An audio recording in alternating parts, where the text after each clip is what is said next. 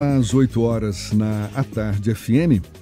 Olha, no último dia 22 de outubro, o voto da ministra Rosa Weber, ainda à frente do Supremo Tribunal Federal, a favor da descriminalização do aborto até a 12ª semana de gravidez, reabriu o debate sobre um tema que certamente divide opiniões em todo o Brasil.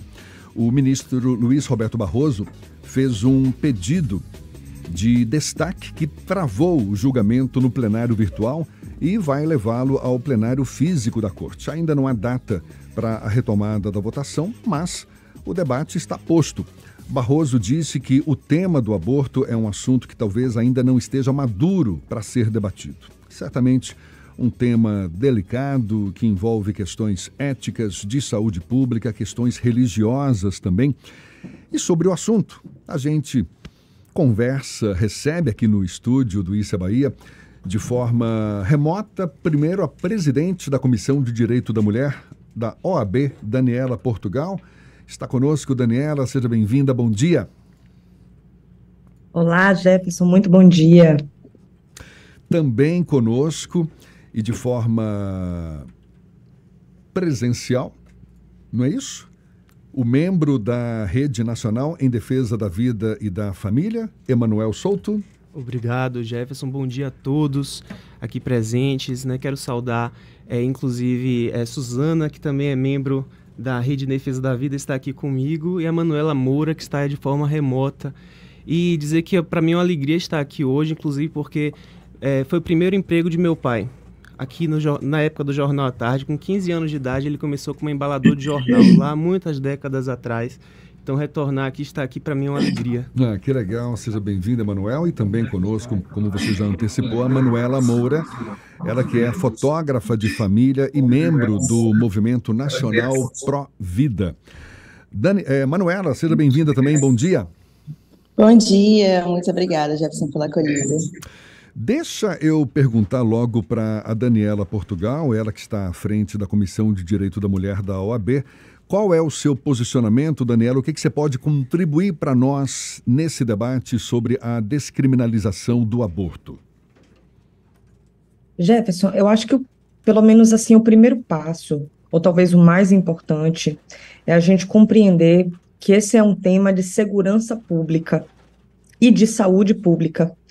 Então, todas as vezes que a gente pensa em descriminalização do aborto, penso ser muito importante que a gente não leve a questão para um sentido pessoal, né? Ou seja, para um sentido de eu sou pessoalmente contra ou a favor, ou eu pessoalmente realizaria ou não, né? Então, existe uma necessidade de reposicionamento da questão com relação ao aborto, para que a gente volte à temática para a segurança pública e para a saúde pública, né? Então, o que garante mais segurança pública e saúde pública? É o Estado criminalizar essa prática ou é o Estado não criminalizar essa prática? E por conta dos números, dos índices, a gente ainda vai conversar, né, sobre isso ao longo desse bate-papo de hoje, né, mas por conta do número de mortes, né, que acabam, né, ocorrendo em razão da criminalização do aborto, eu entendo que como política de segurança pública e de saúde pública, o Estado não deva criminalizar essa prática, né, sendo pouco importante na discussão se eu, Daniela, pessoalmente realizaria ou não.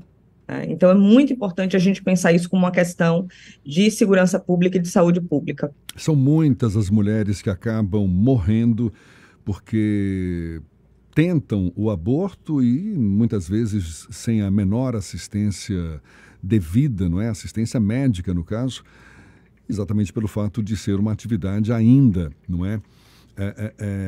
Recriminada. Mas exatamente. Deixa eu perguntar aqui para o Emanuel, que é da Rede Nacional em Defesa da Vida e da Família. Você pensa diferente, né, Emanuel? Sim. Quando nós observamos a defesa da vida, nós partimos do pressuposto de que existe a necessidade de proteção tanto da vida da mulher quanto da vida da criança. A Rede Nacional em Defesa da Vida e todo o movimento Provida, como está estruturado em nosso país, ele acolhe pessoas de todos os tipos, acolhe crianças, acolhe mulheres, acolhe homens e pais de família, solteiros, inclusive religiosos, não religiosos, ateus, agnósticos, com esse propósito de promover a defesa da vida. Então, quando nós observamos uma mulher, né, que deseja o aborto, ou que sofre as consequências de um aborto, nós acolhemos essa mulher e temos toda a disponibilidade para inseri-la num programa de auxílio, né? Então, a nossa postura, a nossa visão é de misericórdia, é de acolhimento dessa mulher e também de dar chances para que a vida seja preservada desde a concepção até o seu fim natural. Nós entendemos que o embrião, né, o que está no seio da mulher, ele vai se desenvolvendo como ser humano e ele é digno de proteção. Então, a Rede Nacional em Defesa da Vida, ela tem o olhar voltado para a criança e para a mãe. Manuela Moura também está nesse debate. Deixa eu logo perguntar para ela como é que você avalia, Manuela, esses argumentos em favor da descriminalização do aborto, principalmente em termos de autonomia da mulher sobre seu próprio corpo e direitos reprodutivos. Como é que você pensa, hein, Manuela? Eu vejo que cada vez mais, assim, né, a gente vive uma sociedade que se utiliza da linguagem para camuflar a verdade, né? Então, muito se fala do direito reprodutivo da mulher, da autonomia do corpo, como você colocou, né? Mas é justamente você entender também que existem consequências dos seus atos, né? E ali o embrião, ele é um novo ser humano, né? Ele não é mais o seu corpo. Então, existe sim aí a decisão da mulher, se ela quer ou não criar aquele filho, mas a gente precisa deixar claro que o aborto é uma interrupção da gravidez, é um assassinato. Então, muitas vezes, nessa temática de descriminalização do aborto, se utiliza de artifícios linguísticos para mascarar o que, de fato, o aborto é, né? O processo de abortamento, ele é um assassinato de uma pessoa. Então, eu acho que a gente tem que, sim, dar autonomia para a mulher, para que ela possa continuar com a vida. Ela não precisa continuar com aquela criança, né? A gente estava esse final de semana mesmo conversando sobre os processos de adoção, se informando cada vez mais, né? E a gente precisa desmistificar, inclusive, isso, de que a adoção é algo ruim, né? Muitas vezes as pessoas olham, mas vai dar o seu filho, você não vai criar o seu filho. Muitas vezes, de fato, a mulher não tem estrutura para criar aquela criança, né? Mas a morte, o assassinato nunca vai ser uma saída, né? São aquelas velhas questões que se contrapõem, não é? Tem, por um lado, a questão da saúde pública, por outro, o direito à vida. A Laís Rocha, que está conosco também acompanhando esse papo, tem uma pergunta para fazer, não é isso, Laís? Exatamente. Daniela, eu queria começar com você. Queria que você falasse um pouco como deixar claro para quem defende a descriminalização do aborto, não está defendendo a prática do aborto. E, além disso, como fazer com que o centro do debate deixe de ser o aspecto moral e passe a girar em torno da proteção da vida das mulheres que decidem abortar? Muito interessante esse questionamento, Laís, porque aqui no Brasil, historicamente, a gente confunde crime e pecado, né? E isso está relacionado ao processo de colonização no Brasil. As ordenações portuguesas que vigeram aqui no Brasil, elas traziam essa carga de relação, né, entre criminalização e a sacralização do debate, né? Você trazer o campo do exercício da religiosidade para a discussão sobre o que deve ser permitido ou proibido criminalmente falando. Mas a nossa Constituição, ela define que o nosso Estado, ele é laico. Então, o Estado, ele não tem religião, ele não pode ter religião, porque a partir do momento que o Estado escolhe uma religião específica, né, para seguir e para impor como modelo para a sociedade, a gente passa a viver num modelo ditatorial, em que o Estado vai impor uma maneira de ser, né? Então, eu penso que perfeitamente admissível que, a depender da religião de uma pessoa ou outra, ela possa ser ali a favor ou contra. E até dentro de determinadas religiões, há divergência, né, entre grupos que admitem determinadas práticas, grupos que não admitem, dentro do próprio, né, catolicismo, dentro da religião evangélica. A questão é que o Estado ele não pode ter lados. O Estado ele é laico de acordo com a Constituição. Então, cumprindo essa Constituição, o Estado ele vai estar, a partir dali, criando mecanismos para que cada pessoa possa exercer a sua visão de mundo e ser protegida no exercício da sua específica, né, visão de mundo. Então, quando a gente pensa o aborto fora de uma perspectiva religiosa, fora da perspectiva do pecado, né, a gente vai pensar da seguinte maneira, em termos de, né, como eu falei, de saúde pública e de segurança pública. A gente vai pensar, como é que eu evito mais mortes? Criminalizando o aborto ou não criminalizando o aborto? E aí, essas mortes relacionadas ao aborto não estão apenas ligadas ao feto, que vai ser ali atingido pela prática, né? Mas também a vida dessas gestantes, que pela prática ser criminalizada, acabam recorrendo à prática de abortos clandestinos, né? Por exemplo, no ano de 2016, foram 203 mortes. 64% dessas mortes de mulheres negras, mulheres pobres, por conta da prática de aborto clandestino. Então, o Estado ele vai precisar lidar com esses números, né? Então, eu penso que o Estado ele precisa tirar a religião do campo de discussão. A religião vai ser para a gente discutir esse tema na nossa casa. A religião entra no momento em que a gente estiver avaliando se pessoalmente irá realizar ou não, né? Mas, para além disso, em termos de política pública, o Estado ele precisa, historicamente, inclusive, romper essa relação que o direito penal e os tipos incriminadores possuem com qualquer linha de visão de mundo religiosa. Então, é muito importante que a gente faça essa separação. Além desse recorte religioso, acho importante também trazer para o debate os corpos de mulheres negras, né, e de baixa renda. Eu queria que vocês falassem um pouco, o Emanuel pode falar um pouco sobre esse tema, esses outros recortes, além do aspecto religioso, né? Manter o aborto criminalizado significa também agravar e perpetuar essas desigualdades?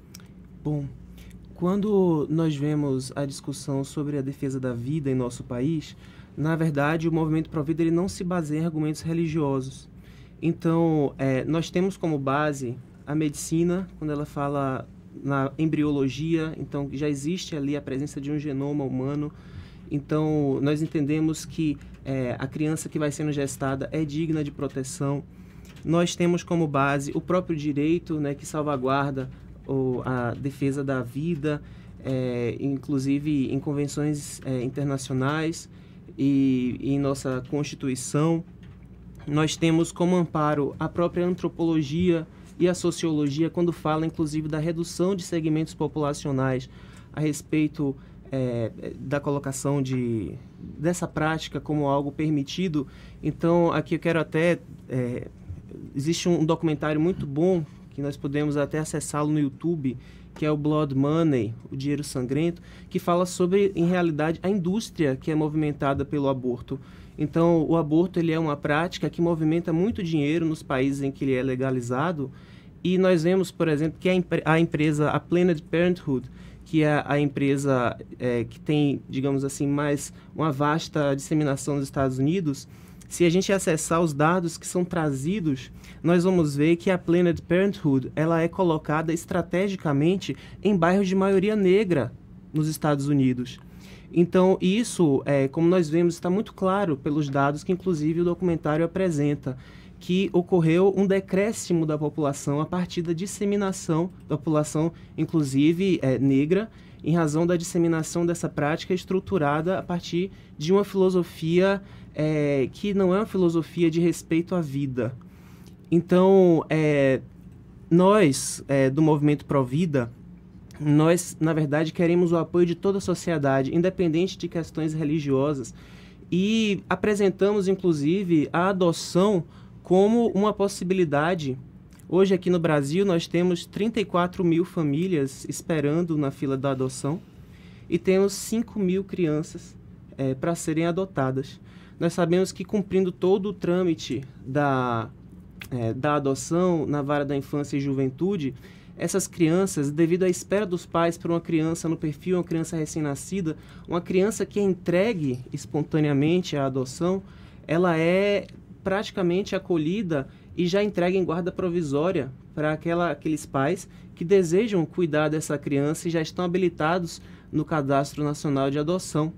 Então, o que nós vemos hoje também, o peso que nós vemos, em realidade, que precisa ser removido dos ombros das mulheres, é o peso do estigma de dar o filho para adoção. Isso é uma das linhas de atuação do Movimento Provida. Nós trabalhamos no sentido de retirar esse estigma. Uma mulher, ela pode, isso é uma expressão da sua autonomia feminina, ela pode livremente ter a sua criança e entregá-lo para adoção.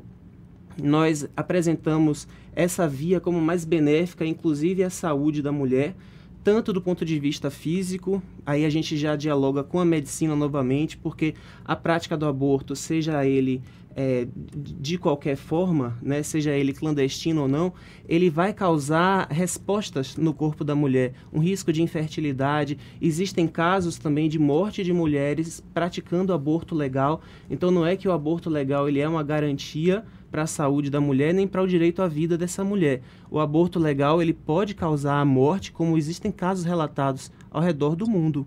E também algo que precisa ser trazido para o debate e que nós estamos um pouco ainda muito aquém neste debate é com relação aos efeitos adversos à saúde mental da mulher. Existe um projeto aqui, que está aqui inclusive em nossa cidade, se chama Projeto Raquel, que é ligado ao Movimento Provida, e o Projeto Raquel, ele acolhe mulheres que passaram pela experiência do aborto e que passam muitas vezes décadas, 10, 20, 30 anos se culpando porque cometeram essa prática.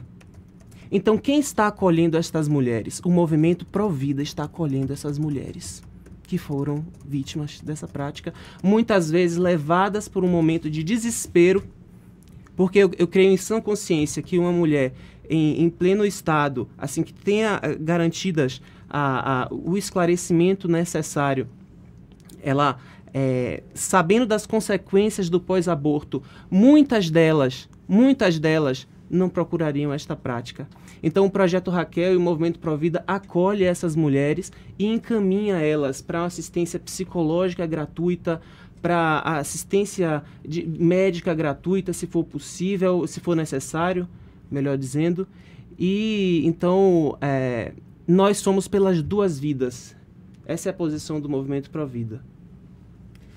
Eu acho importante também ressaltar dados da Organização Mundial da Saúde. Mais de 25 milhões de abortos clandestinos e inseguros acontecem pelo mundo todos os anos. Os números revelam que nos países em que o aborto é restrito, apenas 1 em cada 4 é realizado de forma segura. Já os países cujo procedimento é amplamente legal, 9 em cada 10 são feitos em condições médicas ideais. Tem muitas pessoas participando aqui do nosso programa, da reportagem, dessa entrevista, melhor dizendo, pelo nosso canal do YouTube. Obrigada a todos pela participação.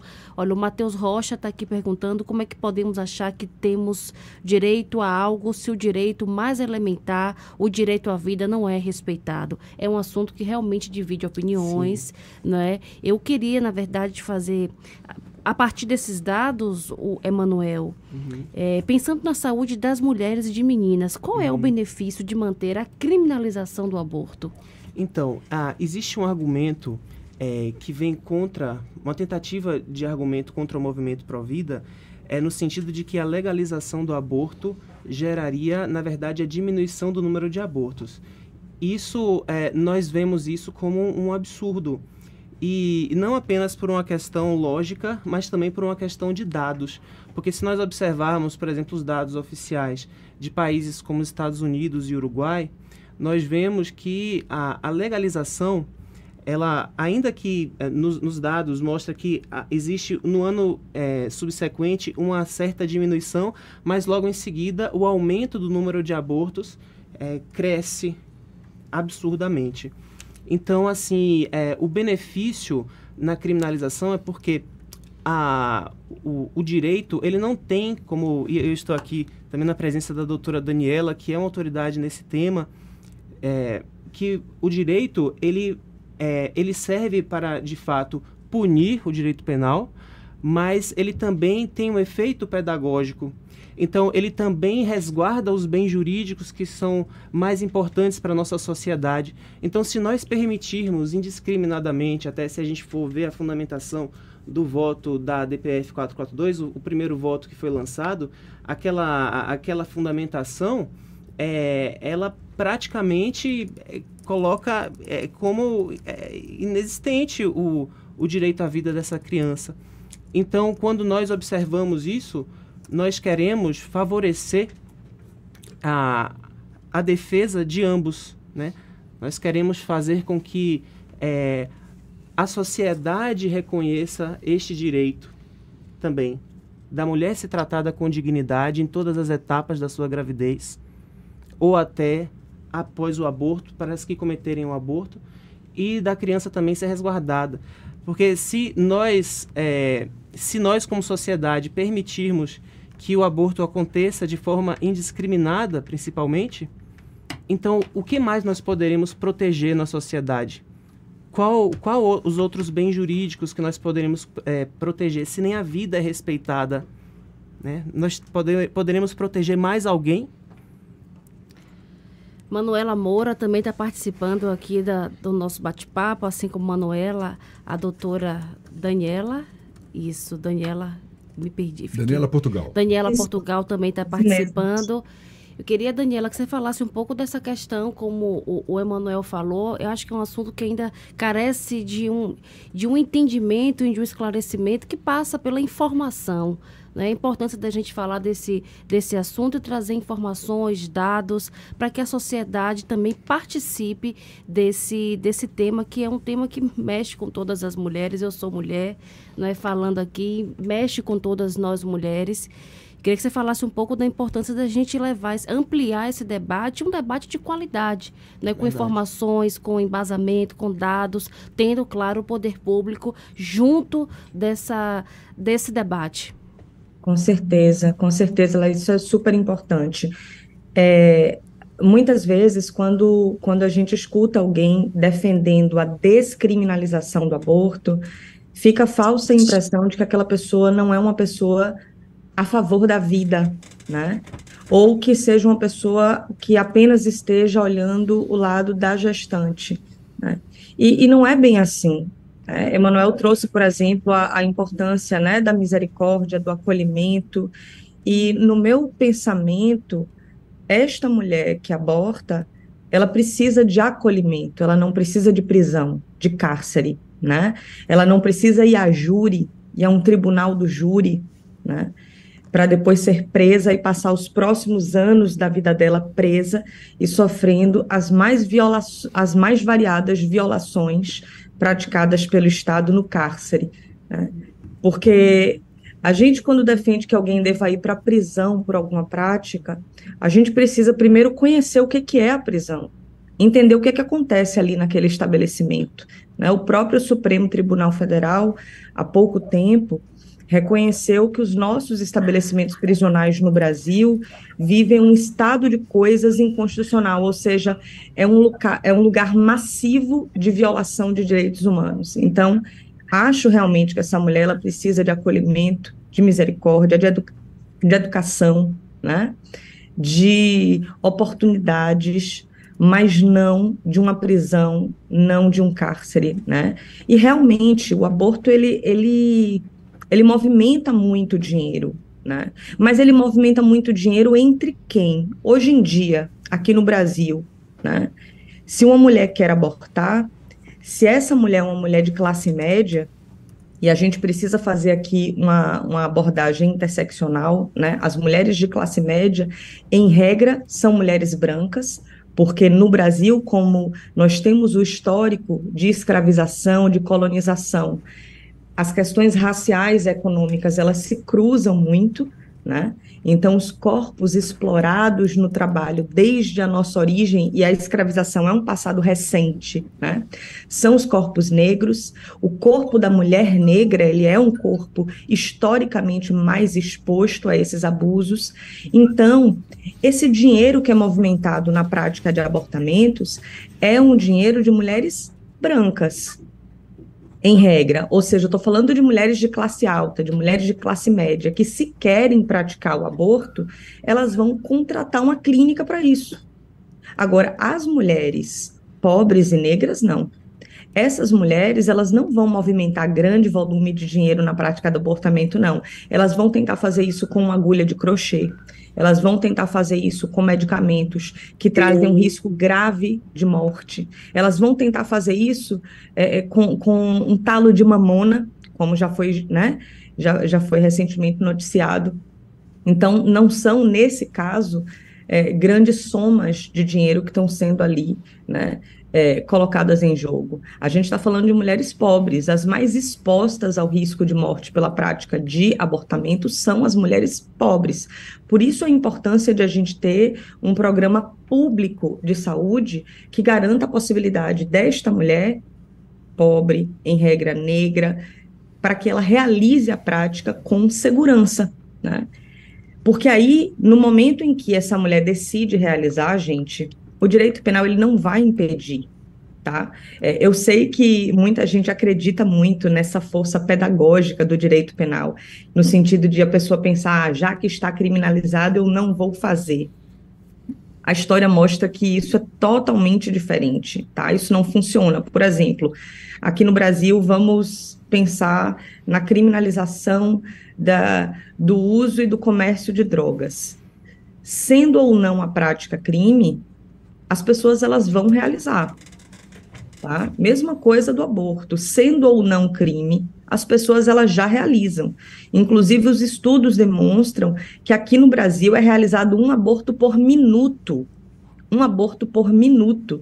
Então, o direito penal, ele é utilizado, né, muitas vezes como bandeira, mas ele não cumpre essa promessa de prevenção, de diminuição do número da prática, número de práticas, Daniela, né? Então, os abortos, eles vão acontecer. Daniela, deixa... O direito penal criminaliza ou não. Deixa eu fazer uma última rodada aqui com vocês, nossos convidados, e eu quero pegar carona no que você falou agora há pouco, que é tentando separar a importância das políticas públicas com a religião, não é? Ou seja, religião, algo para ser decidido em casa, independentemente da adoção de políticas públicas que estejam do lado das mulheres que optam pelo aborto. E eu quero começar com a Manuela Moura, que é fotógrafa de família, membro do Movimento Nacional Pró Vida, porque é uma questão delicada, não deixa de ser, mas eu te pergunto, Manuela, qual o papel da religião exatamente nessa discussão sobre a descriminalização do aborto e como conciliar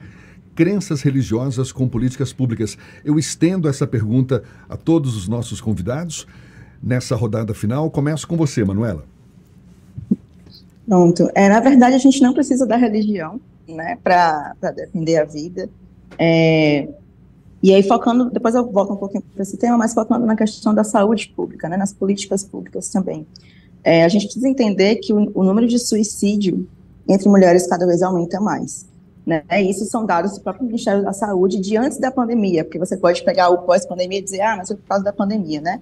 Então, o Ministério da Saúde fez um estudo sobre o suicídio entre os anos de 2010 e 2019, né, e você vê que tem aumentado o índice tanto entre homens como entre mulheres, mas entre mulheres está cada vez maior, né? E o suicídio, ele é um assim, o pensamento suicida é um dos gatilhos do aborto, né, na saúde da mulher. Então, a gente precisa realmente focar em em políticas públicas que foquem na saúde da mulher, né? Então, como que essa mulher está tendo acesso ao pré-natal? Essa mulher sabe como é o procedimento do aborto? né? Ela já viu um procedimento de aborto, como que é, nas diversas fases da gestação, né? Então, eu acho que falta ainda a gente ter cada vez mais investimento também em informação, né? Eu acho que, assim, a gente muitas vezes tende a pensar que o aborto vai, como a Daniela estava colocando aqui, que já é feito, então vamos legalizar. Mas se eu pensar disso, as pessoas já morrem no Brasil nessas guerras civis, assassinando, né, matando umas às outras. Então, já que acontece, é melhor eu legalizar o assassinato, o homicídio, para que esse número diminua? Não faz sentido, né? E o aborto, ele é um assassinato. Então, eu acho que a gente precisa pensar justamente em políticas que deem sustento a essa mãe, que deem uma profissionalização, para que ela possa... Hoje nós sabemos que a maioria dos lares, né, brasileiros são chefiados por mulheres, por mães solteiras. Como que essa mulher, ela está sendo amparada, né? Como que essa mulher está sendo amparada para poder criar a sua família, para poder educar a sua família? Hoje nós temos cada vez mais crianças com 13 anos que não sabem ler, crianças com 8 anos que precisam cuidar dos mais novos, porque a mãe precisa sair para cuidar. E muitas vezes a gente sabe que abusos acontecem justamente nisso. A mãe sai para trabalhar, passa o dia fora, e a criança fica com o vizinho, a criança fica com o tio, a criança fica com o desconhecido, né? E quantos abusos vão ocorrendo nisso? Então, a gente precisa, realmente, assim, a conversa sobre a descriminalização do aborto, ela é muito mais ampla do que o aborto em si, né? Okay. A solução para tudo isso de fato, algo muito maior, né? E aí, trazendo a outra parte da pergunta, né? Como que a religião, ela faz parte disso? Eu concordo que o Estado é laico, né? E aí cada um tem a sua livre consciência para agir, né? Acho que não só para opinar, mas para agir. Então, eu vejo que é possível, sim, uma conversa, né? Como a gente colocou aqui, o assunto, ele não é pautado em religião, mas isso não impede que a sua fé lhe ajude, lhe motive, lhe dê forças, né? Para continuar nessa luta pela vida, okay, né? Porque também muitas vezes as pessoas acreditam que ser pró-vida é ser contra o aborto. Deixa eu passar a bola para o Emanuel também, ele que é da Rede Nacional em Defesa da Vida e da Família. Emanuel, a pergunta é essa: qual o papel da religião na discussão sobre a descriminalização do aborto e como conciliar crenças religiosas com políticas públicas? Sim. Trazendo esse tema da religião, né? Embora eu não esteja aqui representando uma religião, mas eu sou católico e, inclusive, fiz parte da pastoral carcerária por muito tempo, né? Como foi mencionado aqui pela doutora, a situação do cárcere.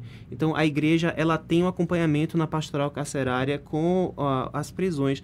Mas o que nós vemos com relação ao crime de aborto é que eu não conheço, e o Movimento Pró Vida não conhece, nenhuma mulher hoje no Brasil que esteja presa pelo crime de aborto. Nós absolutamente desconhecemos. Porque existe uma série de benefícios no direito penal que permitem digamos assim, que flexibilizam, né, que são benefícios que ajudam, né, em razão também do tempo penal, da prática, né, de quanto tempo de pena existe. Então, nós absolutamente não conhecemos hoje essa realidade no Brasil.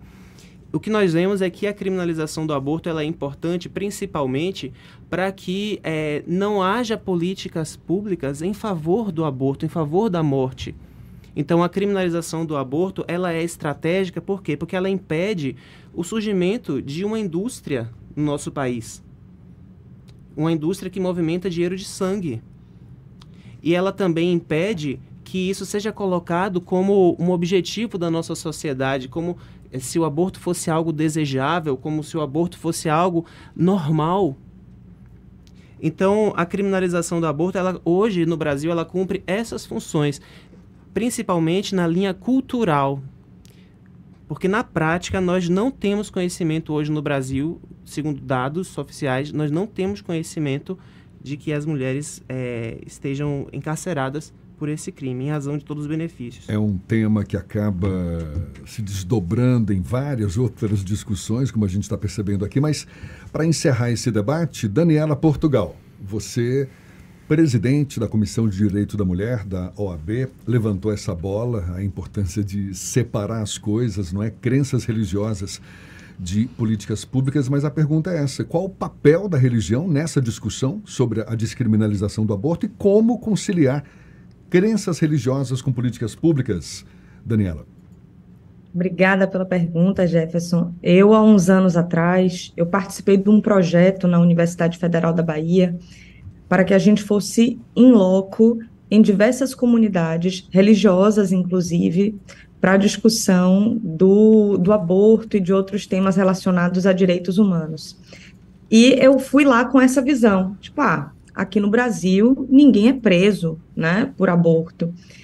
E quando eu travei o debate ali, em todos os lugares que eu dei aula, né, em Sussuarana, Cabula, e diversos outros bairros, né, em todos os lugares em que a gente teve aula, houve um relato muito semelhante de diversas mulheres que trouxeram a seguinte situação. Muitas delas, inclusive, passaram por aborto natural, né, por abortamentos naturais. E, quando tiveram sangramento, foram ao hospital público, e no hospital público foram atendidas, mas de lá, já imediatamente encaminhadas para a delegacia, para que fossem investigadas sobre a prática ou não de um possível crime. E aí isso me abriu os olhos para uma questão que muitas vezes está fora da nossa realidade, né? Porque eu estou dentro de um campo de uma série de privilégios sociais, né? E eu preciso reconhecer isso com relação ao meu lugar de fala. Mas aquelas mulheres, elas foram levadas para a delegacia. Elas, de fato, não chegaram a ser processadas criminalmente em júri, mas elas foram levadas à delegacia. Elas tiveram que ser ouvidas em delegacia.